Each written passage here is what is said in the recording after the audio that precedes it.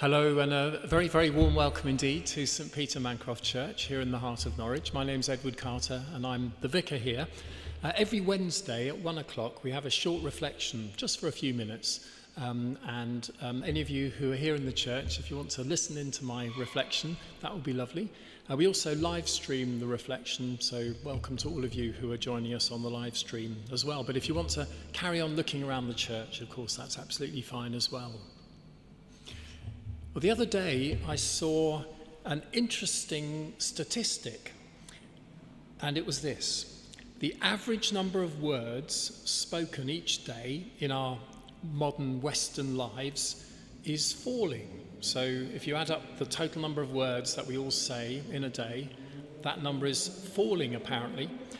In 2005, it was 16,632. I don't know who added them up, but anyway. That was what it was in 2005, so that's more than 20 years ago now. Whereas in 2019, it had fallen to about 11,900 words every day. So I reckon if you carried on that line downwards, maybe this year, 2026, it would have dropped to under 10,000 words spoken in a day, maybe 9,500. And if you kept the line dropping more and more and more, and you got to the year 2055, it would have dropped all the way to zero. So we wouldn't say any words at all in a day. Well, of course, that's crazy.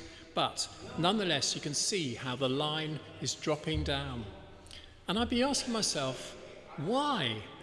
Why have the number of words that we've been saying been dropping in that way? And I think there might be some answers I'd guess at. One is the introduction of these things, telephones, smartphones. How many times have you seen people hunched over their phones, scrolling on their phone? All the time. If you go out in the city, that's what people do all the time. Your own shopping and pay for it. The only thing you might hear would be if the machine says something like, something unexpected in the bagging area. I can't do the accent properly. So, fewer words spoken again. And how many times have you seen people going around with headphones on as well, linked to their phone? No chance of any conversation at all. And then there are also things called driverless taxis happening as well. I've actually ridden in one in America once called a Waymo. And it won't be long and taxis won't have drivers. They'll just be cars that drive around. So you won't be able to talk to anyone even then. Train fares. You used to buy a train ticket from a real person. Now, of course, you can buy them online or you can be tracked where you are. You can be location tracked and then you know how much to pay, automatically deducted from your bank account. Online shopping, just a click of the mouse instead of a conversation with a shop assistant.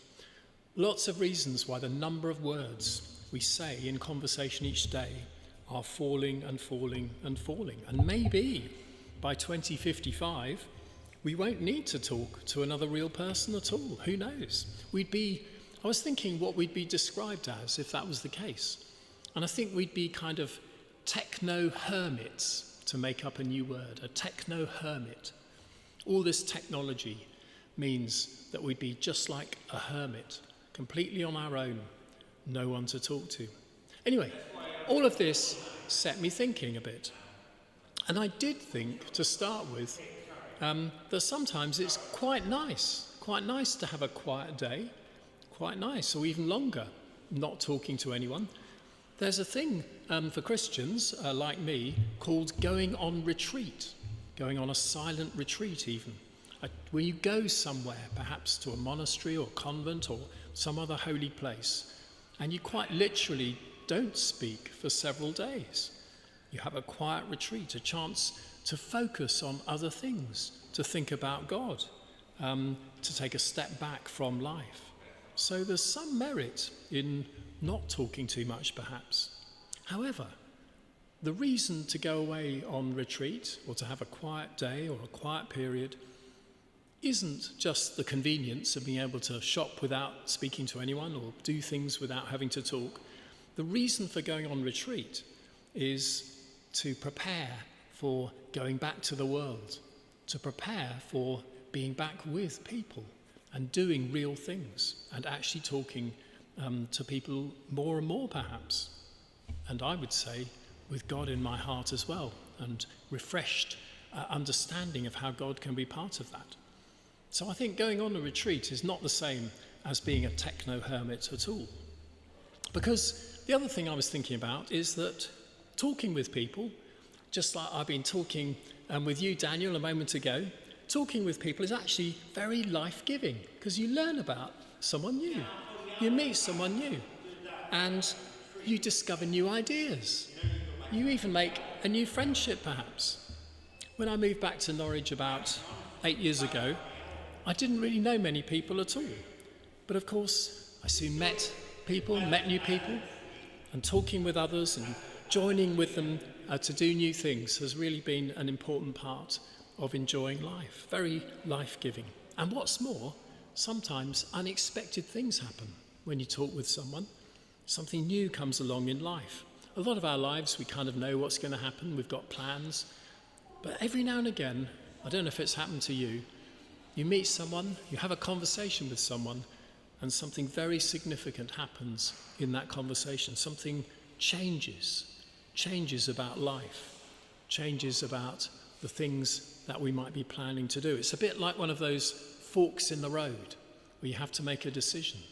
And sometimes a conversation, real talking with a real person, can be part of that fork in the road. So I'm personally hoping that this trend for the number of words that we speak in any given day isn't going to be more and more and more downwards until it reaches zero.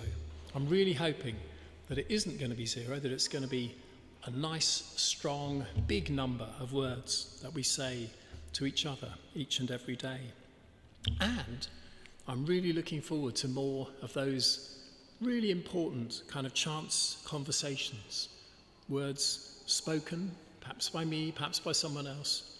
Words heard, perhaps by me, perhaps by someone else.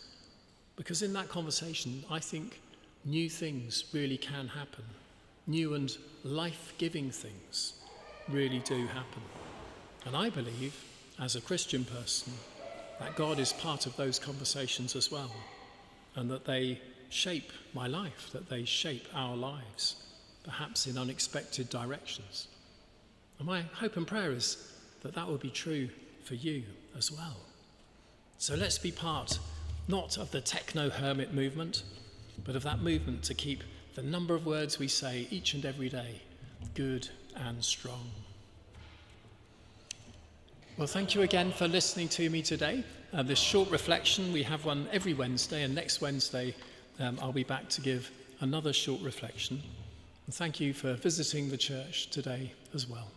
And God bless.